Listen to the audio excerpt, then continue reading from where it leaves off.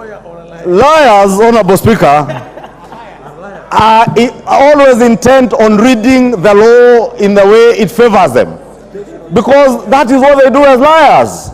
Therefore, Honorable Speaker, because I'm not a liar, Honorable Speaker, I read the Constitution as an accountant who is able to read good English, interpret the Constitution as it is. Article 239 is not read in... Point of order. Honorable Kajwang, TJ Kajwang. CJ Kajwang. Madam Speaker, of course the majority leader wants to have some very humorous opportunity in the House to make this debate lively.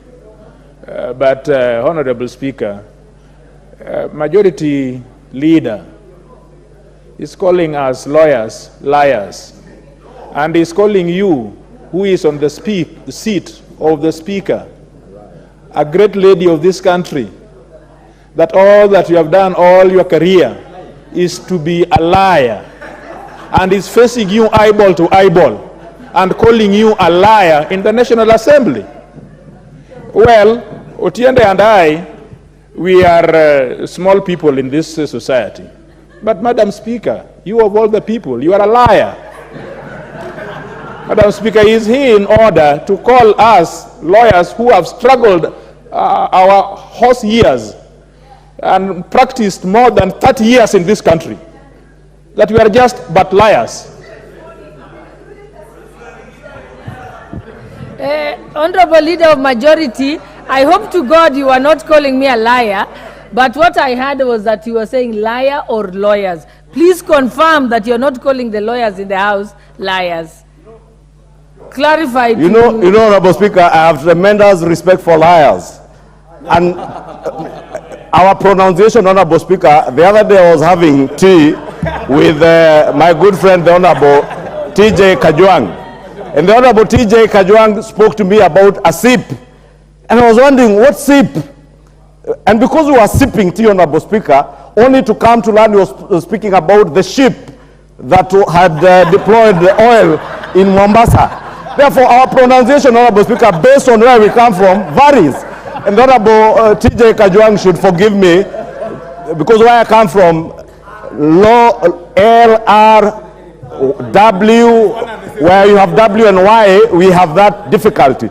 So I have the advocates of this country, let me use the word advocates. The advocates who serve, like the Honorable TJ Kajwang, are great people, and including yourself, Honorable Speaker, and you know I have tremendous respect for you and other advocates in this country. But I was speaking about, I have no intention ever of becoming one of them, because I'm an accountant. And I'm able to read, because going back to my point, I'm able to read the Constitution and interpret it, because the Constitution is not written in a lot of legalese. It's plain English. And Article 239, Honorable Speaker, of the national security, that defines our national security organs, says that the national security organs are the Kenya Defense Forces, National Intelligence Services, and the National Police Service. And indeed, Honorable Speaker, if you read on Article 239, Sub-Article 6, it says that Parliament shall enact legislation to provide for the functions, organization, and administration of the national security organs. And therefore, our National Police Service is part and parcel of our national security organs that the National Security Council can seek to be deployed to restore order, or in case of emergency, as that has been sought in the country.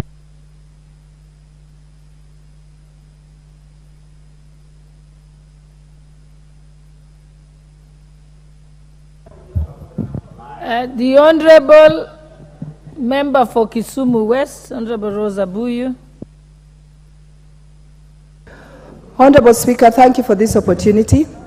From the onset, I'd like to say that I'm a member of the committee that has presented this motion.